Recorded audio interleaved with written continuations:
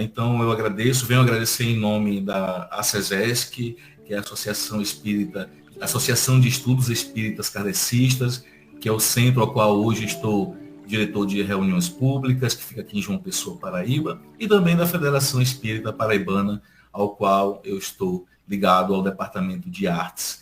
Né? Não tem como dizer que a arte não está na alma, né? Aqui atrás, vocês vão ver, estão vendo, né? A música, ela faz parte da minha vida, o trabalho da música espírita. E no final dessa nossa conversa, eu vou trazer um presente para vocês, tá? Uma canção que fala sobre amor. Então, fica meu agradecimento. E nessa noite, meus amigos, eu quero lhes convidar para a gente conversar um pouco a respeito de um dos temas que Jesus nos trouxe, que nos faz refletir muito sobre a nossa postura diante da vida, diante de nós mesmos, né? E o tema dessa noite será muitos os chamados e poucos escolhidos. Eu vou pedir só um favor para que desliguem seus microfones. E eu ia pedir ao Alberto que pode deixar aquela musiquinha de fundo que você estava colocando lá. Isso ajuda muito na nossa emoção, nosso sentimento e inclusão da nossa percepção nas palavras, tá bom? Por gentileza. Meus amigos. Uma parte, por favor, meu irmão. Só lembrando aos irmãos participantes que fiquem atentos, porque às vezes até involuntariamente a gente acaba teclando e abrindo o nosso microfone e por vezes causa uma microfoniazinha, uma interferenciazinha, mas nada que não se supere. Fiquem à vontade. E obrigado pela atenção. É isso aí, meu amigo.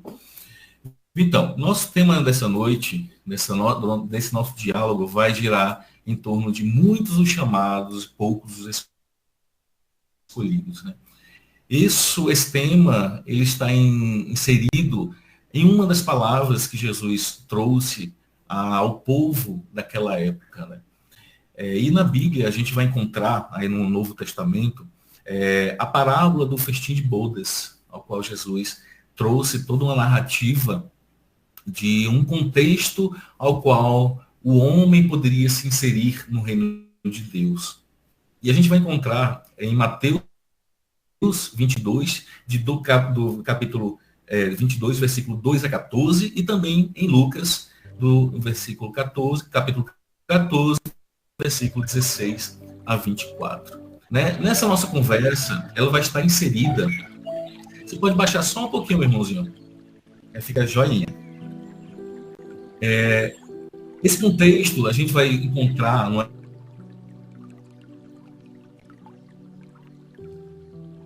Evangelho segundo o Espírito.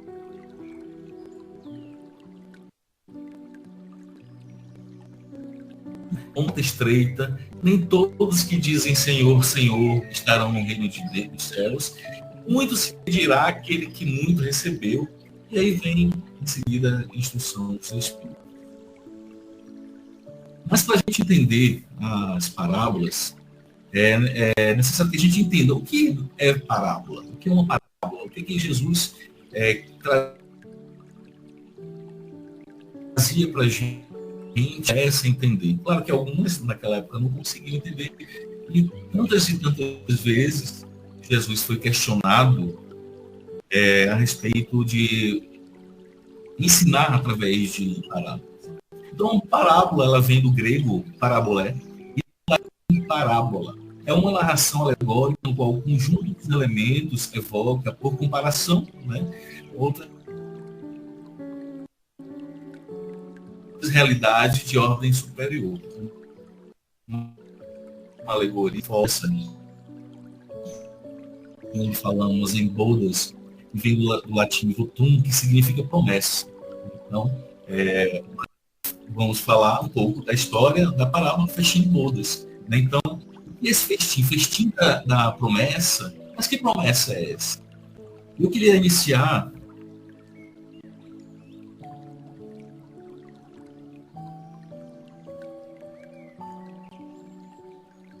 a narrativa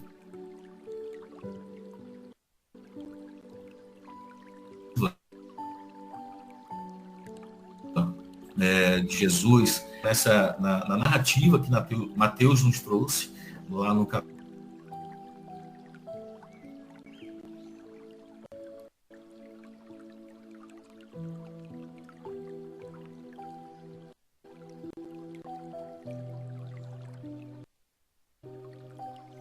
22, de 1 a 14. E ele diz o seguinte: falando ainda por parábolas, disse-lhe Jesus: querendo invitados, tudo está pronto, vinde às bodas. Eles, porém, sem se incomodarem com isso, lá se foram, um para a sua casa de campo, outro para o seu negócio. Os outros pegaram os servos e os mataram. Depois de lhes haverem feito muitos ultrajes, sabendo disso, seus exércitos, exterminou os assassinos e lhes queimou a cidade. Então disse aos seus servos: o festim de bodas está inteiramente preparado, mas os que para ele foram chamados não eram dignos. Mas para as bodas, todos quanto encontrares.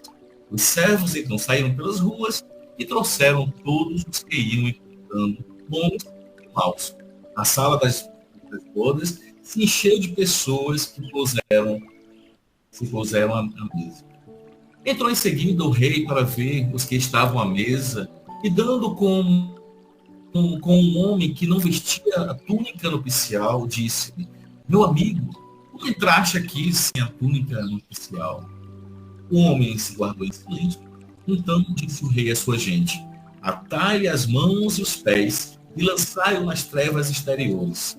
Aí é que haverá prantos e ranger de dentes, porquanto muitos há chamados, mas poucos escolhidos.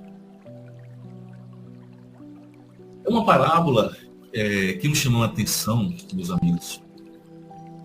Quando ele começa a narrar a história desse rei, e vem trazer para nós um exemplo do rei que iria festejar a boda de seu filho e fazer uma grande festa.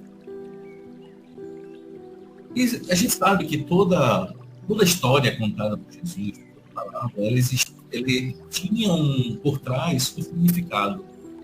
Alguns que interpretavam as histórias literalmente falando se confundiam, mas não entendiam bem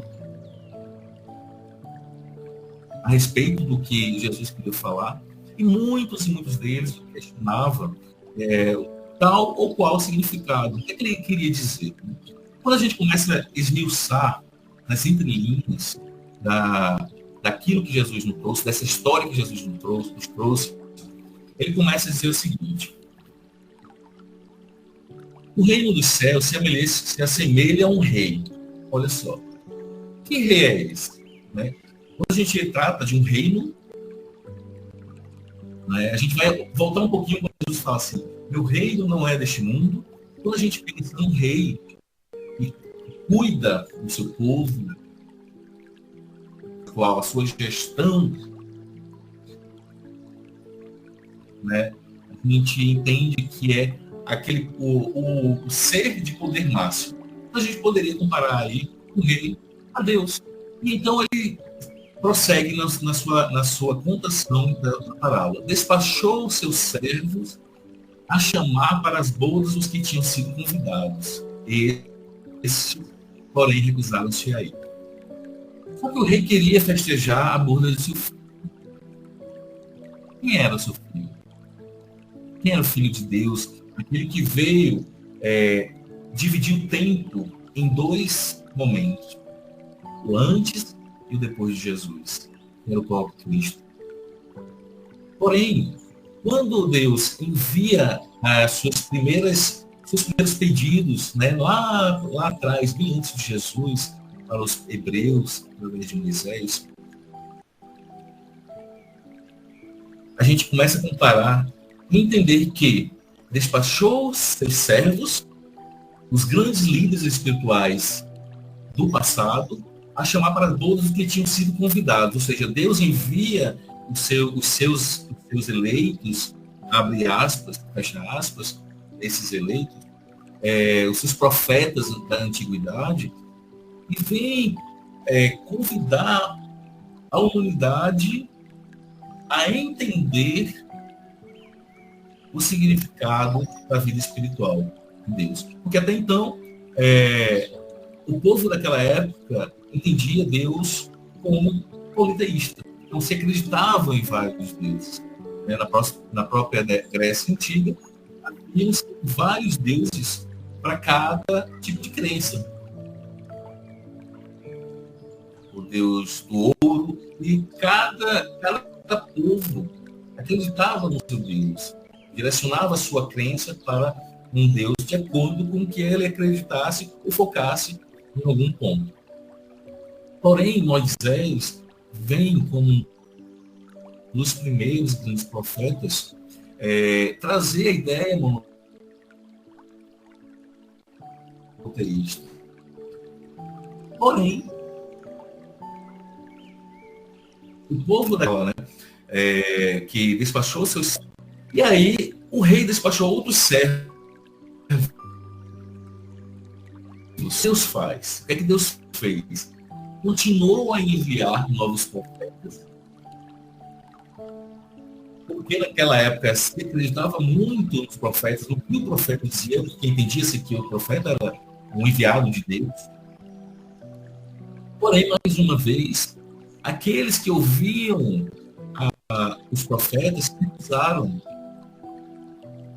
Foi uma insistência de Deus. O rei manda novamente novos servos a divulgar a sua fé. Eles, porém, nem aí não se incomodavam com isso, e lá se foram, um para a sua casa de campo e outro para o seu negócio. Vejam bem que se a gente recebe um convite, seja um familiar, seja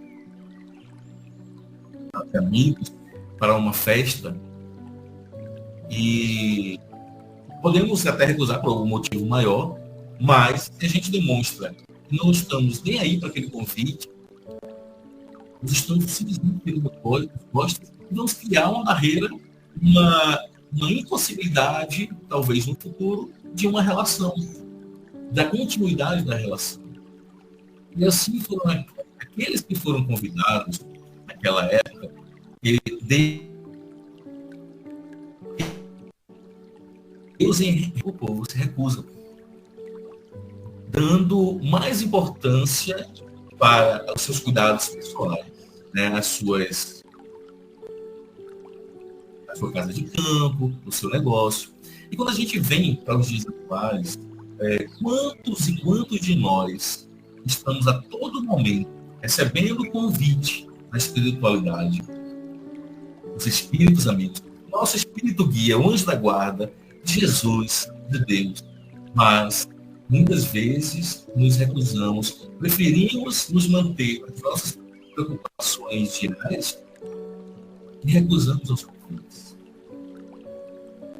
Quando a gente fala nos convites, a gente pode entender que os convites estão em alguém que está na rua, que precisa de uma ajuda, familiar que lhe procura, muitas vezes você está indisponível. Muitas vezes, decisões egocêntricas, sem abrir mão do nosso momento para o outro. E assim foi naquela época. Ainda existia naquela época um grosseiro em relação à espiritualidade, ao estudo com o Criador. Se acreditava, se respeitava até a própria lei mosaica, porém, não existia essa verdadeira conexão com Deus. Existia muito mais a preocupação momentânea, efêmera, que era de estar ligado a seus próprios costumes pessoais e deixando de lado as questões espirituais.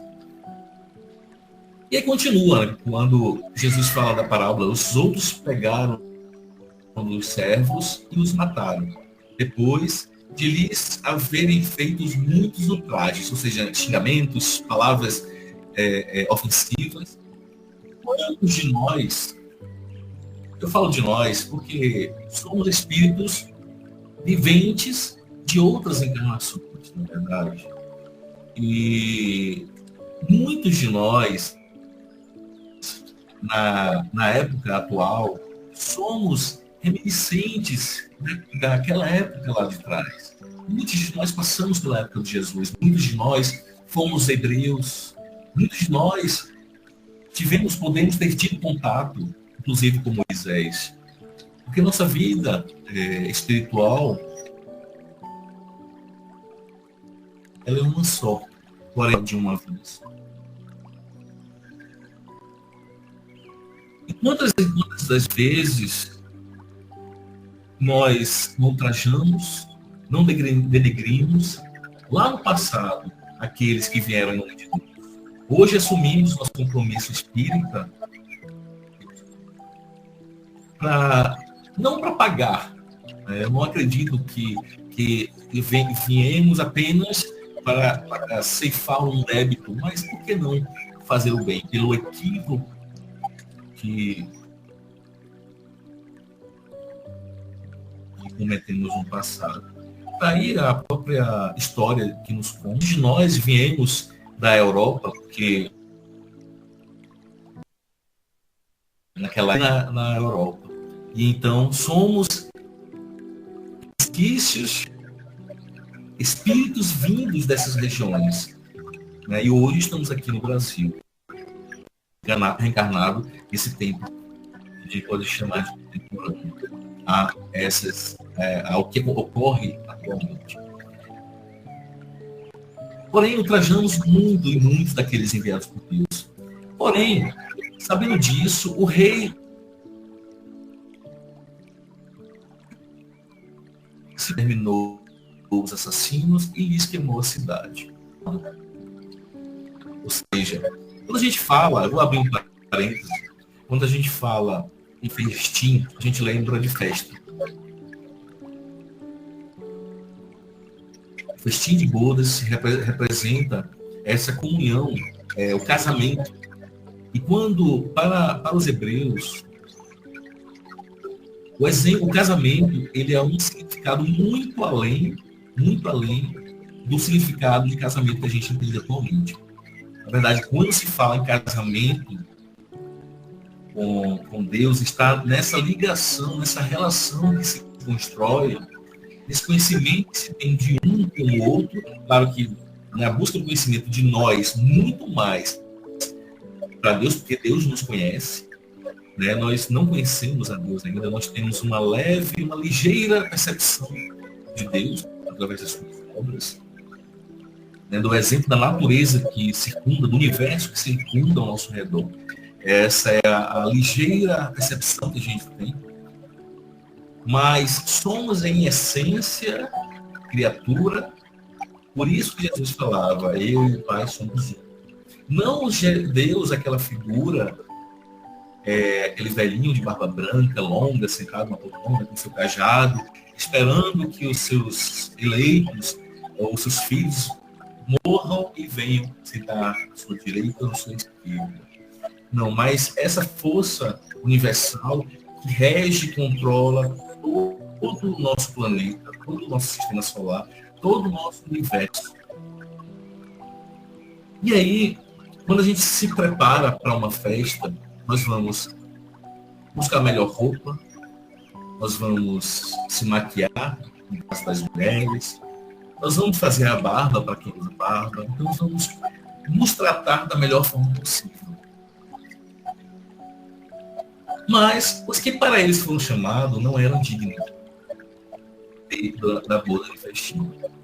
E depois, e aí Jesus continua a sua história, dizendo que o rei pediu para os seus servos ir às encruzilhadas e chamar para bodas todos quanto encontraste. Então os servos saíram pelas ruas e trouxeram todos que iam encontrando, bons e maus. Olha que interessante. Quando a gente entende, faz essa relação da festim de bodas com o reino de Deus, Deus tenta, primeiramente, envia seus servos, seus profetas, só que o povo da época não escuta, envia novamente novos profetas, mas uma vez o povo não escuta porque estão preocupados em si mesmo, nas suas questões materiais. Porque Deus envia seus profetas para chamar a atenção às questões espirituais. Mas naquela época ainda não existia essa abertura para as questões do espírito, mas sim, vamos dizer assim, um equilíbrio entre no meio a meio. Eu sigo as lições do Velho Testamento, do ensinamento mosaico de Moisés. Ao mesmo tempo, eu preciso também cuidar do meu lado material. Tanto é que nas passagens de Jesus há vários momentos em que ele diz: larga tudo e segue-me. Porém, alguns dizem: Senhor, mas deixa eu enterrar meu pai que faleceu. E aí Jesus disse: deixai os mortos enterrar seus mortos. Mas não é o cadáver que vai enterrar o cadáver. Ali é apenas uma exemplificação do que Jesus queria dizer. Um outro, Jesus o convida: Senhor, deixa que eu cuidar primeiro da minha casa, visitar meus familiares, me despedir, que depois eu o sigo. Então são exemplos que a própria vida, Deus, quando eu falo vida, eu falo em Deus, ele nos proporciona esses chamamentos. E aí os servos saem pelas ruas e convidam os maus. O que acontece? Poxa, mas Deus chamar os maus para o reino de Deus? Vocês lembram aquele momento da crucificação, quando Jesus é crucificado no meio e nas duas pontas existiam dois homens. Vocês lembram quem eram aqueles homens? Eram dois ladrões. Um mal falava em Cristo, mas o outro, ele olha para Jesus e fala da sua grandeza e pede para que Jesus o salve. E Jesus responde a ele que em breve ele estará consigo no reino de Deus. Para aquela época, aquele homem era um mau, era um ladrão. Ele tirava de outros. E foi crucificado assim como Jesus. E quando a gente vem para os dias atuais, o que Deus nos propõe? Independente daqueles que fazem o bem ou fazem o mal, o convite está aí. Quantas e quantas histórias a gente tem relatos de espíritos que vêm trazer suas lições de vida, né, que viviam inteiramente direcionado para o mal. E por algum chamamento, por algum momento em sua vida de reflexão, ele muda totalmente o seu pensamento e passa a trabalhar bem. Tem exemplo de Divaldo Franco, né? Quando ele conta a história do homem da máscara de ferro, né? Que ele vem a Divaldo, persegue durante muito tempo, e quando ele percebe que a mãe dele estava reencarnada e que Divaldo iria acolher, ele muda totalmente. Então, são as possibilidades que a vida vem e traz. Outro dia, eu coordeno um grupo mediúnico na casa a qual eu faço parte, e quem não lembra das cruzadas aos quais cavaleiros templários matavam em nome de Deus.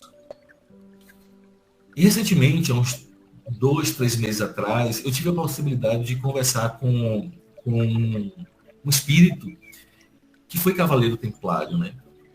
E quando ele começava a narrar, né, as suas dificuldades que matava em nome de Deus, porque ele entendia que os outros lutavam contra o Cristo, lutavam contra Deus, e ele tinha que matar. Ele falava assim: 99. Eu sou o centésimo. Eu sou o líder deles. E eu escutei ali por mais ou menos 1 minuto o seu relato e olhei para ele e disse assim: Cavaleiro de Deus. Ele tomou aquele susto e disse: há muito tempo não me chamavam assim. Por que tu me chamas assim? Eu disse: porque você é um representante de Deus. Ah, mas eu matava em nome de Deus. Eu fiz ali foi o passado. Agora você vai fazer vidas florarem para Deus. Mas há muitos ainda que lutam contra Deus. Mas lembra do que Jesus ensinou. Amai o vosso inimigo. Amai a Deus sobre todas as coisas, é o próximo como a ti mesmo. Mas como é que eu posso amar o meu inimigo? Não fazendo mal a ele. Só Deus tem o poder de tirar a vida de alguém.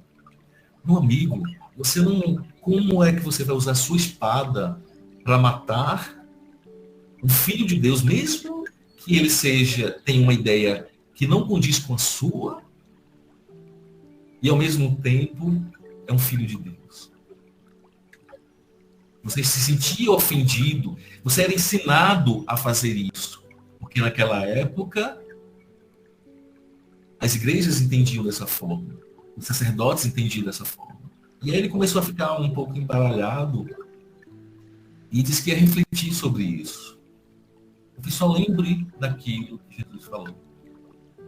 Amar o próximo como a ti mesmo. Então, meu amigo, como é que eu posso ser contra o Filho do Homem? E ele saiu refletindo. E disse que iria levar essa mensagem para os outros, os 99. Olha só que interessante. Então, se a gente analisar, se a gente buscar na história as épocas das grandes cruzadas, a gente vai entender aí em torno de 500, 600, 700, 800, a 1000 anos atrás. Imagina o tempo em que esses espíritos estavam ainda na mesma sintonia. Né? Então, Deus ele vem fazer o convite através dos seus servos, que eram os profetas, mesmo bons e maus. E então, aqueles bons e maus que eram encontrados nas ruas, encheram o salão da boda. Né, e se puseram à sua mesa. Ou seja, quando a gente entende o reino fazendo essa comparação da festinha de bodas ao reino de Deus, está lá o grande salão no reino de Deus, abrigando aqueles bons e maus, independente dos seus sentimentos, da sua vida. Ou seja, estava aberto, Deus estava aberto a todos. Ele continua. Entrou em seguida o rei. Então, o rei entra ao salão e vê toda aquela... Para o rei, naquele momento, não interessava se eram, mas era todo o povo ao qual ele enviou os seus servos, os seus profetas, para trazer a grande festa. Porém, o rei, ao entrar, viu que estavam todos à mesa, mas nupcial. Olha que interessante.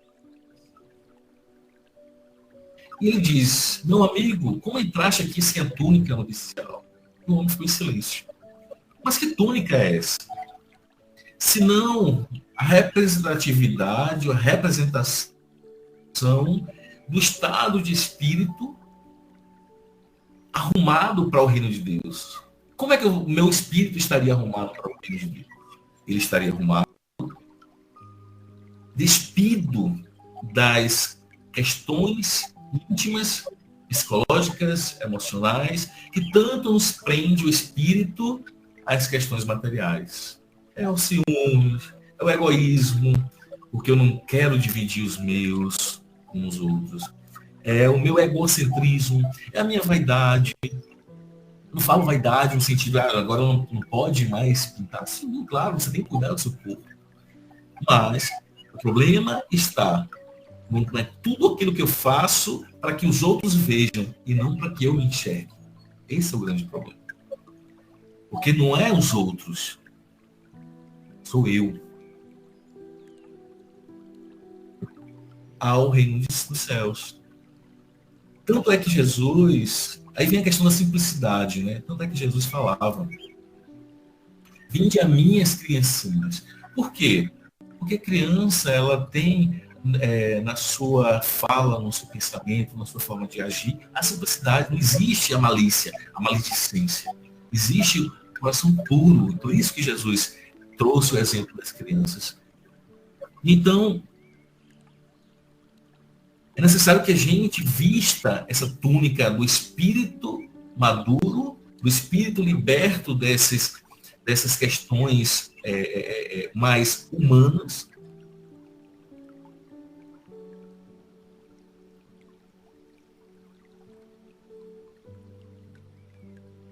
Espírito, autorização para entrar no reino de Deus. Por isso que existe essa diferença muito distante ainda entre eu estar com o meu espírito em estado de núpcia, porque esse é o casamento que eu tenho, a minha relação, eu estou construindo com Deus, em relação aos meus pensamentos, sentimentos, eu ainda me prendo às questões materiais. Isto me faz estar vestido com roupas que não me permitem acesso ao festim, à festa no reino de Deus. E ele continua dizendo, então disse o rei à sua gente, atalhe as mãos e os pés e lançai nas trevas exteriores. Aí é que haverá prantos e ranger de dentes. É interessante quando Jesus traz essa parte, né? Atalhe as mãos e os pés e lançai-o nas trevas exteriores. O que acontece? Quando muitas das vezes que nós tomamos alguma atitude equivocada, que nos leva a criar uma situação com outra pessoa, que nos leva a estar num estado espiritual problemático, e aí vem através disso a culpa, o remorso, sentimentos negativos que muitas vezes traz ainda mais a raiva e o ódio, que geram daí o sentimento de vingança. E aí o que acontece? O que é que a vida nos traz? Nos direciona as questões pessoais para que a gente sinta-se atados, com as mãos presas, os pés presos para o nosso crescimento, porque a gente não conseguiu ainda se livrar daqueles problemas, das nossas questões íntimas. E o que acontece? Quando a gente está envolvido num problema, o que é que a gente fala? O inferno, na verdade. Por quê? Porque o inferno não está lá fora, ele está aqui no nosso pensamento. Quando a gente começa a criar uma situação com outra pessoa, a gente cria um ciclo vicioso, um ciclo mental, que a gente não consegue se desfazer tão rapidamente.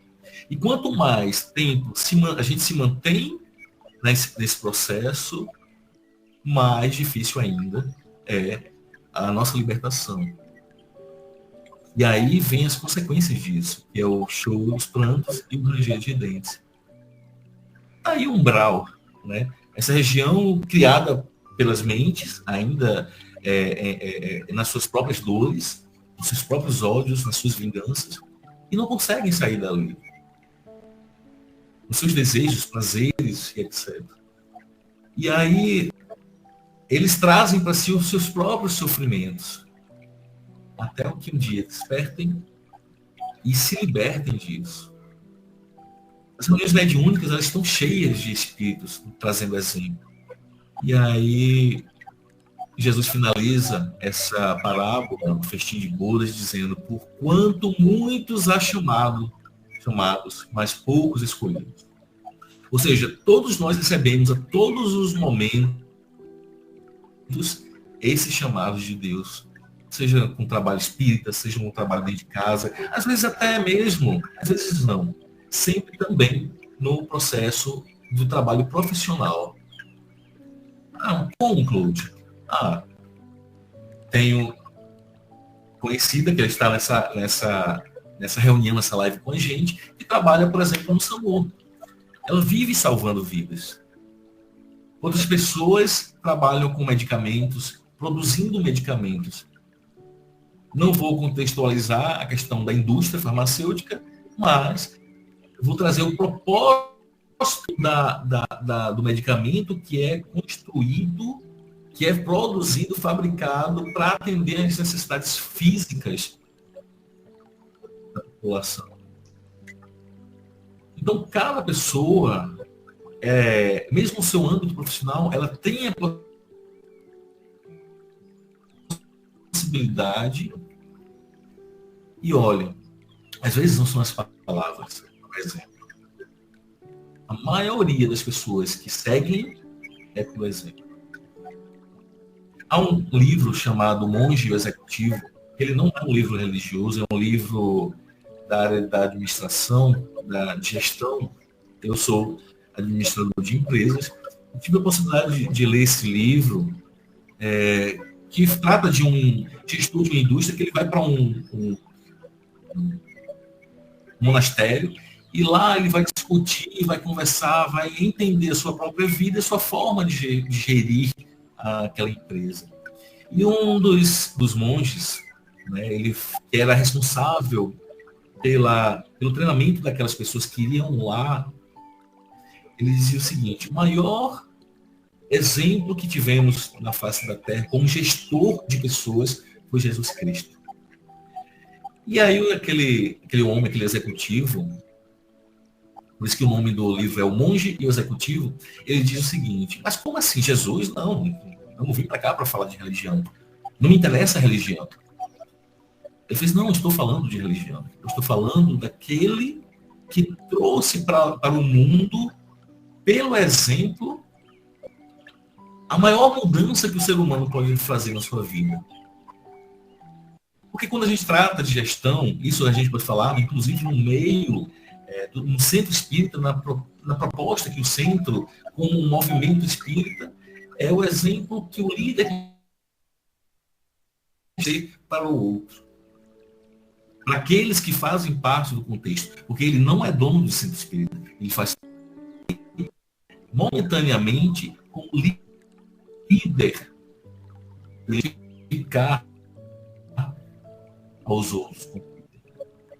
Então, meus amigos, essa é uma pequena explanação a respeito do Flecha de Bodas.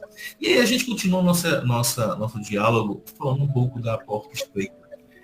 Quando a gente fala, Jesus trazia sobre a porta estreita, que está lá em Mateus, capítulo 7, versículo 13 e 14, ele dizia o seguinte: entrai pela porta estreita, porque larga é a porta da perdição. O espaço, o caminho que ela conduz, e muitos são os que por ela entram. Quão pequena é a porta da vida, quão apertado o caminho que a ela conduz, e quão poucos a encontram. É muito fácil hoje a gente viver no mundo, mas é necessário que vivamos no mundo para o nosso crescimento. Mas não necessariamente nós precisamos agir e ser igual à maioria que vive no mundo. Por quê? Porque a maioria que vive no mundo estão mais preocupados com suas questões materiais. Hoje a gente vê uma mudança no contexto social a respeito daquilo que se busca, daquilo que se quer ser. A gente busca likes, a gente busca as curtidas. Hoje a gente vê pessoas nas redes sociais sendo verdadeiros gurus para outros, né? Dizendo como se deve viver a vida, como obter os bens, como ser rico,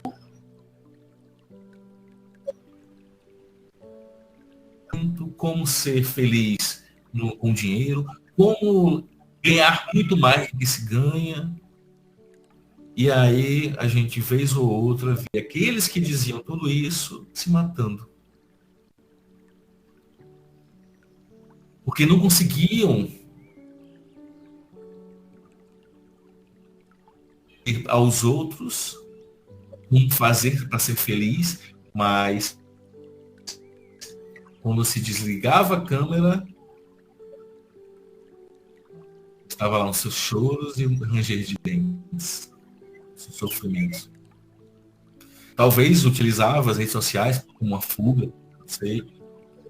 Porque larga é a porta, mas estreita, a porta, quando a gente imagina uma porta estreita, para a gente poder passar, é necessário que a gente perca o peso do egoísmo, da vaidade, do orgulho, façamos o regime espiritual, a gente pode dizer assim, para a gente poder adentrar naquela porta estreita. Porque é difícil de passar por ela. Mas a porta larga não, está ali. Ela está aberta para quem quiser vir. Venham. Sabe aquela história do anjo, do anjinho e do diabinho, né, que fica no nosso ouvido? Ali o anjinho está na porta estreita. Não, vamos lá. Deixe isso. Oh, não ligue para o que falam. Silencie.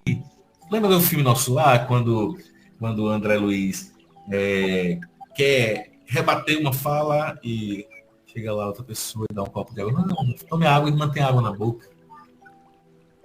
Às vezes é melhor a gente se calar, a gente silenciar,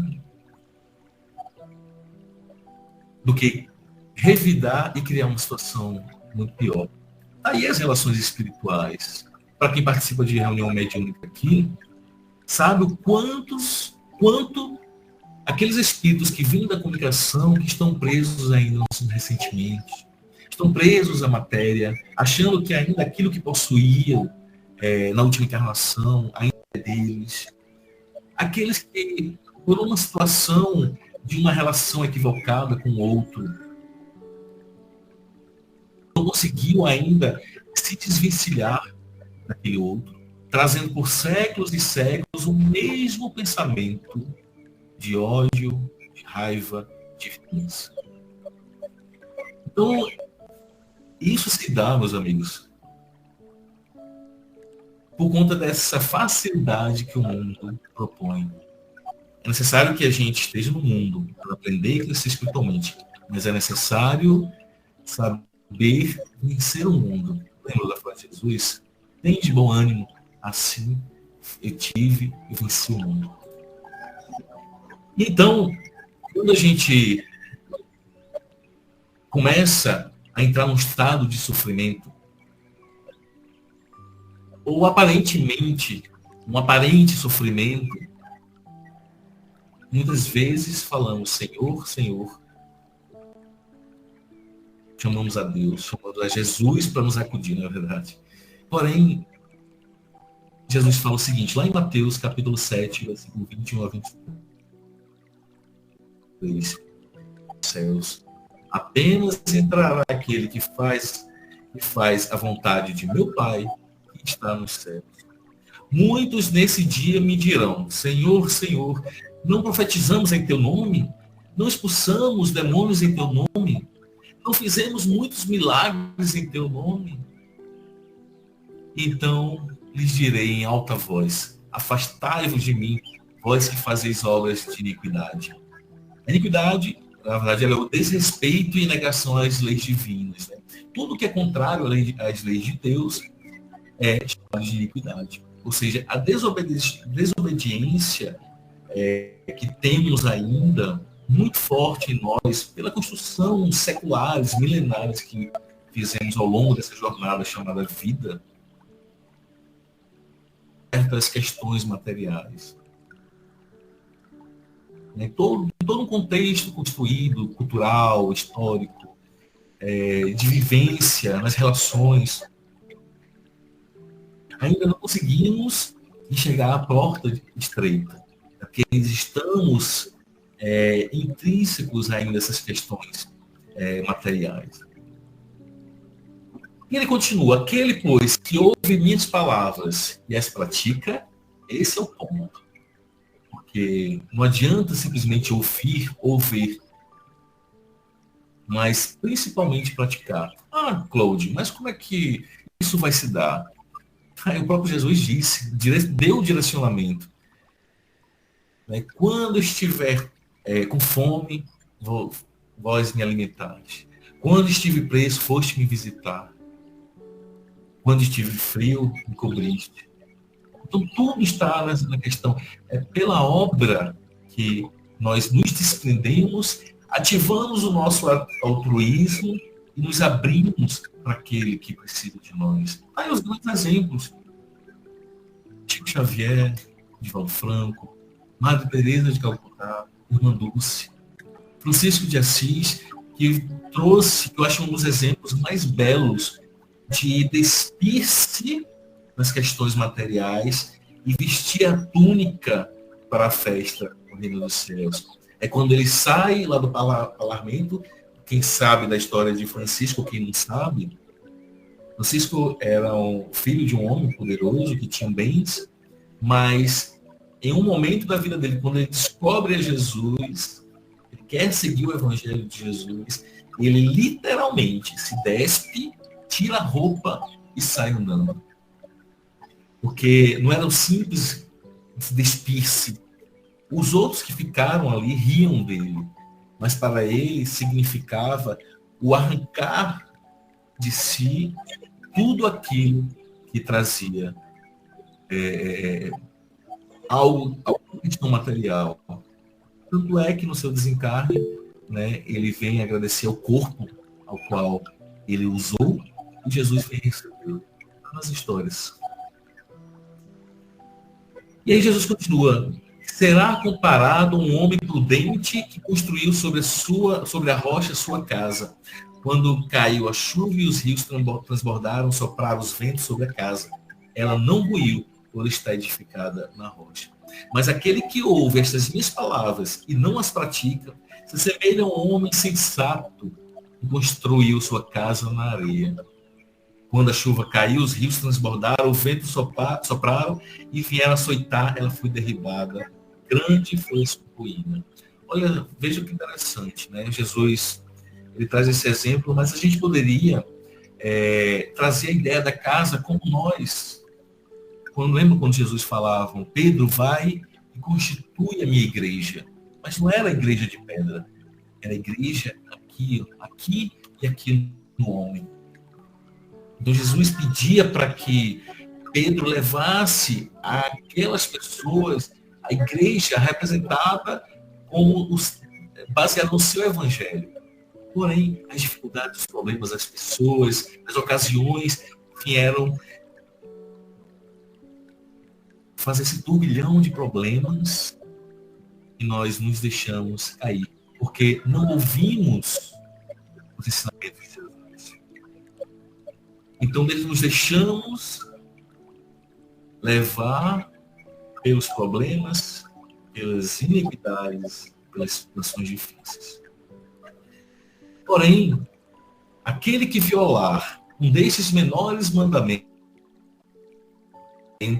dizia Jesus, e que ensina os homens a violá-los, será considerado como o último no reino dos céus, mas será grande no reino dos céus aquele que cumprir e ensinar. Tirai a luz debaixo do alqueire, lembram que Jesus falava isso? Tirai aquilo debaixo que está escondido, que está intrínseco em você. Você é filho de Deus, você é co-criador de tudo isso. Então eu posso criar algo que Deus nos permite. Isso não sou eu que estou falando, não. Jesus falava isso. Quando ele dizia, vós sois deuses, podeis fazer tudo aquilo que fiz e muito mais. Se Jesus acreditava em mim falando isso, por que eu não posso acreditar em mim? Por que eu não posso utilizar as minhas mãos, por exemplo, no passe, e saber que a força da minha vontade, porque o passe é parte a partir disso, eu posso curar alguém. Porque eu não posso acreditar em mim se Jesus acreditava. Se ele, que era o filho do homem, como assim ele se chamava, acreditava em mim, em você, por que não fazemos? Porque ainda estamos presos às questões íntimas inferiores. Que possamos, meus amigos, trazer para nós as possibilidades todas a qual Jesus nos referiu. Então é pelas suas obras é que se reconhece o verdadeiro cristão. Então, que não digamos Senhor, Senhor, em vão, mas Senhor, Senhor, estou aqui. Minhas limitações, eu posso fazer algo para alguém, mas permite-me que eu me cure daquilo que ainda me prende. Permite que eu esvazie, que eu tire a roupa suja do espírito, mas vista a túnica nupcial, para que eu possa entrar no teu reino, na tua festa, e poder ser digno desse grande salão. E aí, meus amigos, aqui eu deixo com você uma grande pergunta. Em que classe de convidados estamos? Em que classe de convidados eu estou? Essa é a minha pergunta final, que eu deixo para cada um de vocês refletirem. Que Deus nos abençoe. Que assim Que seja. assim seja, meu irmão. Bem, meus irmãos, nós adentramos agora ao tempo das perguntas ou das colocações que possam, assim, contribuir com o tema da noite de hoje. E aqui, em nome de Jesus, com a participação do Espírito de Francisco Cândido Xavier, através de tantos quantos mais irmãos, amigos da espiritualidade maior, possam contribuir com cada um de nós, nos auxiliando no entendimento deste tema que foi proferido pelo nosso irmão e que certamente é um convite à reflexão mais profunda de nós mesmos quanto ao dever que temos de retornarmos ao Pai com a brancura a qual fomos criados, acrescentando-se tão somente todo o desenvolvimento moral que é necessário para que cheguemos até a Ele.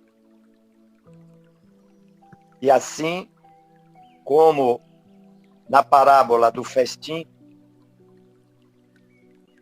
que tão bem colocado foi pelo nosso irmão, nós fazemos as nossas reflexões dentro da pergunta em que o nosso irmão nos dirigiu e que realmente é profunda por natureza. Esta é uma reflexão pessoal, mas que, evidentemente, no conjunto, ela é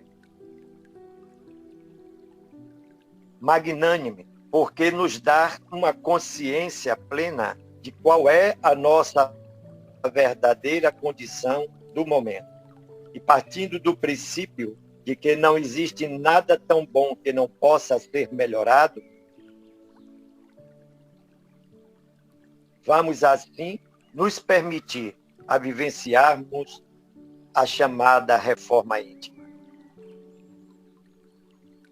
Para que não continuemos naquela condição do passado de até mesmo massacrar os enviados da casa, daquele rei que mandou convidar a todos nós. Aqui, muito claro, muito bem interpretado pelo nosso irmão, nos dando bastante clareza de que este rei é o nosso Pai, que a todo momento, em todas as fases da humanidade, até os dias de hoje, e assim sempre, estará aberto o convite que ele nos faz, para que possamos, assim, participar deste festim. Mas que, para tanto, não esqueçamos desde já prepararmos a veste nupcial. É preciso, dentro da proposta da reforma íntima, tecer essa veste conforme Deus assim espera que cada um de nós sejamos capazes. O Cristo, o modelo, o exemplo para cada um de nós.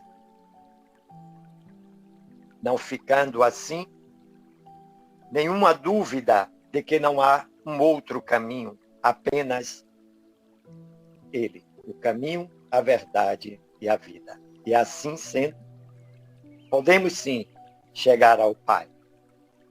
Que Deus nos abençoe. Parabenizo o nosso irmão Cláudio e a todos que, assim como eu, têm a felicidade da participação no banquete desta noite. Façamos sim, meus irmãos, as nossas reflexões. Que Deus nos abençoe e nos dê muita luz e muita paz. Fica aberta a palavra para todos os irmãos que assim entendam a necessidade de dar a sua participação.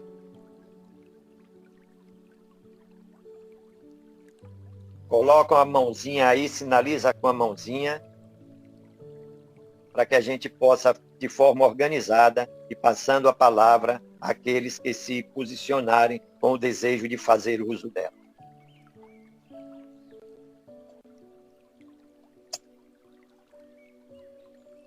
Boa noite, pessoal. Boa noite, Cláudio. Obrigado pelas suas reflexões, Cláudio. Nos ajudaram muito aqui.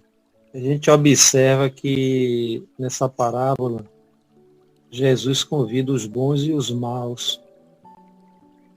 E parece que Jesus ele tinha uma tendência a incluir as pessoas, nunca excluir. Então, ele contrariou, creio eu, as autoridades da época, né? Porque muitos se sentiam puros, porque eram sacerdotes, porque eram doutores da lei. E ele vem e reúne numa festa, ainda compara a festa com o reino de Deus e diz aí, os bons e os maus. Eu creio que os bons e os maus, eles ainda vão conviver muito tempo junto, para um desenvolver cada vez mais a capacidade de doar, dar o melhor, e o outro, da outra parte, aprender. Agora, Cláudio, vê se você concorda comigo, né?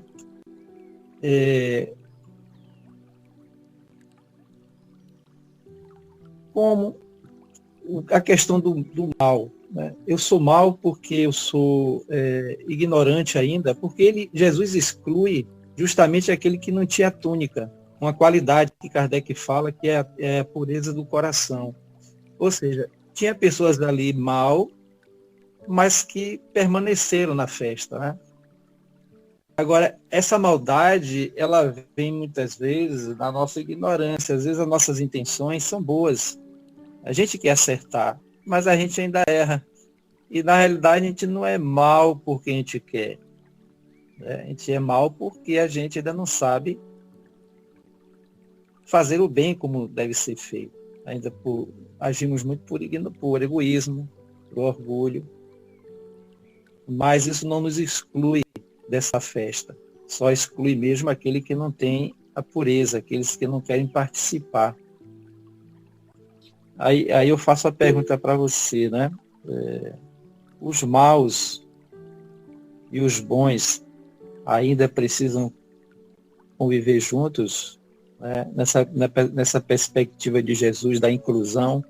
Se aqui no plano espiritual é necessário, será que no plano espiritual também não? O que você acha? Sem dúvida, Roberto. A gente entende, eu concordo, sim, dessa convivência necessária para que um ajude o outro. Aquele espírito mal, que a gente considera o mal como a ausência do bem, ainda falta da descoberta do bem, porque ainda a maldade ela persiste pela falta de entendimento, pelo egoísmo, pelo orgulho, né? E isso ainda vai se perdurar por muito tempo, acredito. Que tanto quanto um quanto o outro, aquele espírito que ainda vive na maldade, vai ser o ponto de, vamos dizer assim, de contribuição para aqueles que estão desenvolvendo o bem, para poder amadurecer ainda mais. E o bem, aquele espírito que já se descobriu no bem, vai possibilitar aquele espírito que ainda vive nos seus sentimentos maus, ainda não descobertos, para trazê-lo para cá. Então, eu acredito que essa relação entre um e outro ainda vai se persistir, sim, né? Porém, a gente sabe que o planeta Terra está em fase de mudança, né? Saindo de um mundo de provas e expiações para um mundo de regeneração. E tudo na vida há um limite, né? Quando falamos em processo de crescimento, de elevação de um nível, é necessário que todos que estão aqui acompanhem esse crescimento. Nós sabemos que tudo é energia igualitária. O que eu quero dizer? Que nós vibramos para a gente se manter em relação a alguém superior, é necessário que nós elevemos os nossos sentimentos, o nosso pensamento. Né? Se eu não faço isso, aí eu vou ter que buscar uma outra experiência em um outro local para que eu desenvolva os meus conhecimentos adquiridos aqui em outros locais. A gente sabe da literatura, que a própria literatura espírita fala isso. Né? Mas eu acredito sim que a convivência do bem e do mal, elas vão se perdurar por algum tempo, para que um aprenda com o outro, sim.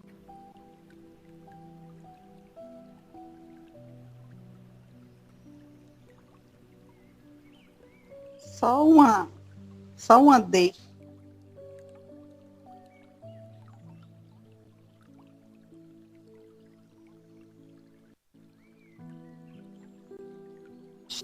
Estamos no momento, ou bem ou mal, né? Essa é uma parte integrante que nós estamos inseridos, né? Nem sempre somos maus e nem sempre somos bons. É muito relativo essa questão. Sim, sem dúvida. Muito bem colocado. Boa noite, Cláudio. Boa noite a todos.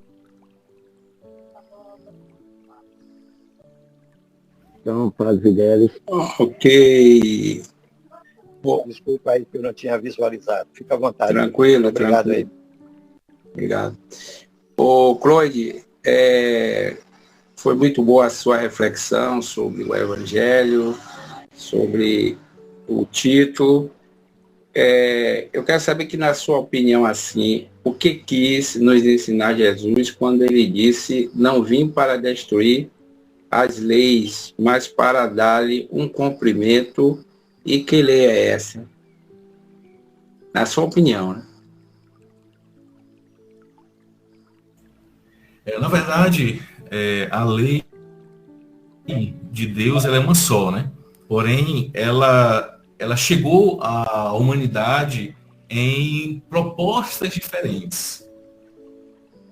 A gente vem trazer a ideia do monoteísmo, primeiramente com Moisés. Moisés precisou criar a lei, né, conforme o povo daquela época. Né? Se falava na ira de Deus, um Deus vingativo. Por quê? Porque para um povo duro é necessário leis duras. Né? Então, Jesus, quando vem à Terra, ele vai trazer uma lei mais amena, vamos dizer assim, aliás, uma interpretação da lei de Deus, porque ela é uma só, para aquele povo já um pouco amadurecido, porém, ele diz, quando ele é questionado, porque ele sempre ensinava por parábolas, aí ele responde: a voz foi dado o conhecimento, mas muitos outros não têm a capacidade ainda de saber, que são as questões espirituais. Né? Então, e aí vem, séculos depois, o Kardec, através dos espíritos, é trazer uma nova informação da lei divina, ou seja, uma lei mais abrangente, porque o povo naquela época, estava muito mais aberto para essas novas informações. Né? E aí, sucessivamente, vem os espíritos, né, que trazem a literatura complementar a Kardec e traz novas informações. Porque o espiritismo como ciência também vem trazer essas possibilidades, né, da gente adentrar mais profundamente as leis de Deus. Então, Jesus ele não veio destruir a lei, mas cumpri-las. Né? Então, ele vem trazer de uma forma mais aberta, mais clara. Claro que ele não disse tudo, como ele mesmo falou, porque o povo daquela época não conseguiria entender. Né? Até por questões da própria cultura local, próprio conhecimento do que se queria. Né? Então, tanto é que Jesus foi tido como vamos dizer assim, um bagunceiro da lei, né, na época, né? Até demônio foi chamado, né? Foi o próprio Jesus chamado demônio. Espero que tenha falado à altura, meu amigo. Não, está certo, tranquilo, é isso mesmo. Obrigado pela sua reflexão, pela sua explicação. Está aberto aí para quem quiser fazer pergunta ou complementar o assunto. Obrigado. Acho que é o Agenor, né, que levantou. Boa noite, Agenor. Boa noite, meus queridos. Boa noite, Cláudio. Boa noite. Prazer em estar conosco. É um tema palpitante, muito relevante, muito chamante. Poucos escolhidos, né? Interessante que a gente sabe que todos têm oportunidade. E como disse o nosso mestre Kardec, e o espírita, principalmente, que isso está falando mais para espírita, né? O espírita, para ele ser escolhido, ele precisa se esforçar dentro do conteúdo da doutrina espírita, porque não tem privilégio. Como a lei de justiça, ela faz parte do desenvolvimento do espírito, então, creio, não sei se vocês concordam, e nós é que nos escolhemos para o patamar de sermos amanhã. Como a pergunta que você deixou no ar de reflexão, é esse esforço para que a gente tenha essa veste nupcial. Mais ou menos isso? Boa noite. É isso mesmo, meu amigo.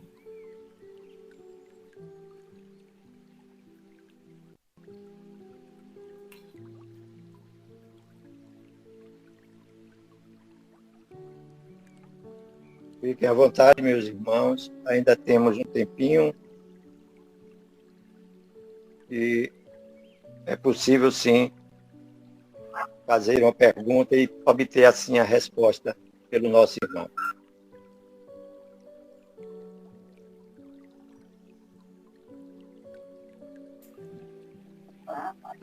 Interessante, Claude, aproveitando esse livro que você mencionou, O Monge Executivo, a gente percebe que ele não é um livro espírita, pode ser colocado até como autoajuda, né, dentro de um processo, mas também a gente vê que ele é um manual de relacionamento. E o executivo ele tinha um defeito muito grande. Do ponto de vista dele, como é que dizemos assim, do critério dele, mas quando ele lá no mosteiro, ele aprendeu coisas que ele nunca imaginaria que precisaria um administrador passar, né? Então, eu acho que também, dentro desse manual de relacionamento, onde ele aprendeu a respeitar as pessoas a partir de si próprio. Então, muito bom esse livro que você mencionou, e quem tiver a oportunidade de ler, leia, porque é um excelente livro, reforça muito o nosso conceito de espírita. Não precisamos ser logo ler livro espírita. Esse livro é excelente. Eu acho que boa indicação que você deixou aqui no rabo. Muito obrigado. É isso mesmo, meu amigo. Acho que o verdadeiro espírita ele tem que buscar conhecimento em tudo que é lugar, né? Porque o conhecimento ele traz para a gente o nosso crescimento, né? E o amor, ele vai ser a outra asa para que a gente possa alçar voos, né? E, Antônio, eu ia fazer um pedido, se vocês me permitirem. A arte, a música, ela faz parte do nosso contexto de vida, né? Sim. E eu queria trazer uma canção para vocês que fala sobre isso, justamente o amor, né? Amar o nosso próximo como a ti mesmo. Eu queria trazer essa melodia, a qual tive a graça de receber, chamada Causa de Tudo, né? Quando a gente fala, né, o que é o amor? O amor é a causa de tudo. Deus nos fez por amor. Jesus esteve aqui por amor, né? Então estamos aqui por amor. Amor ao conhecimento, amor à nossa relação, né? Eu ainda digo, eu digo que eu sou parabaiano, viu? Paraíba, mas baiano, porque eu nasci aqui e com 7 meses de idade eu fui morar na Bahia, né? Eu sou de Alagoinhas, sou de Camaçari e sou de Salvador. Depois eu voltei para a terra onde eu nasci. Viu? Me permitam. Tá bem, fica à vontade, meu irmão. Deixa eu cantar essa Logo após, me permita só aqui, eu quero desde já agradecer a todos que nos brindaram nesta noite com as vossas presenças e dentro da reflexão que o próprio texto nos conduz, né? E vamos ouvir a apresentação do nosso irmão, ouvir bem e assimilar. A letra certamente é bela e assim tem muito a nos ensinar também. E logo depois eu vou pedir ao irmão que faça a prece de encerramento dos nossos trabalhos. Fica aí o abraço fraterno para todos que estão presentes e aqueles que não puderam por alguma razão, algum motivo, mas que esse inflúvio maravilhoso que estamos a viver neste momento, desse encontro divino, se estenda a todos eles, ostensivo aos seus familiares também. Um abraço fraterno para todos. Fique à vontade com a música. Essa Obrigado, Obrigado. E ela diz assim: ele vem de forma tão sutil, sem alarde, sem apego. Ele te traz a paz. Ele chega desse jeito. Ele vem de forma tão sutil, sem alarde, sem apego. Ele te traz a paz. Ele chega desse jeito. E quem é que chega? O amor é causa de tudo. O amor que nos transforma.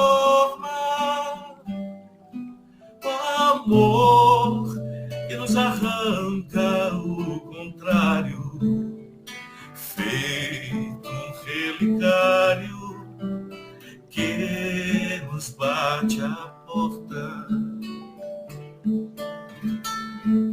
Se vier o amor, deixe entrar no peito, seja como for, se desse ou de outro jeito. Se vier o amor, deixe entrar no peito, seja como for, se desse ou de outro jeito. Oh, deixe que o amor te leve por onde for. Deixe que o amor te eleve. O amor que na sua força traz, na paciência que se faz um mundo novo. Agora em paz. dizia Paulo, né? Que o amor, ele é paciente, não guarda rancor. E essa canção ela foi feita exatamente baseada nas palavras de Paulo. Meus amigos, mais uma vez, muita gratidão. Para mim foi uma honra conhecê-los. Contem comigo sempre. Alberto, quando quiser me convidar, estarei disponível, meu amigo. Muito prazer enorme conhecer amigos da Bahia, pessoas que são muito gratas aqui no coração, viu? Então, que finalizemos com a nossa oração, agradecemos a Jesus. Eu peço que cada um de vocês mentalizem a imagem do Cristo, mas não aquela imagem de Jesus na cruz, mas aquela imagem de Jesus vivo, sorridente, olhando para cada um de nós, com seu semblante sereno, com seu olhar afável, que nos traz tanta segurança e amor. E aí, olhando para Ele, nós agradecemos assim a Ti, Senhor, por tudo, mas tudo que nos destes. As palavras que nos fizeram mudar o espírito, as palavras que nos fizeram renovar a alma. Senhor, mais uma vez aqui estamos, entregues a Ti, entregues ao Teu Evangelho. Jesus amado, que Tu possas trazer a cada um de nós as bênçãos, a luz refazedora, a energia que precisamos cada um de nós, que possamos, Senhor, ser Teus servos fiéis, que mesmo diante das dificuldades, sejamos firmes, que possamos tirar as montanhas de um lugar para o outro, mesmo com a nossa fé do tamanho de um mostarda. Senhor, a Ti entregamos o Espírito e a certeza de que amanhã nos encontraremos no Teu reino. Que assim seja. Que assim seja, meu irmão. Entregue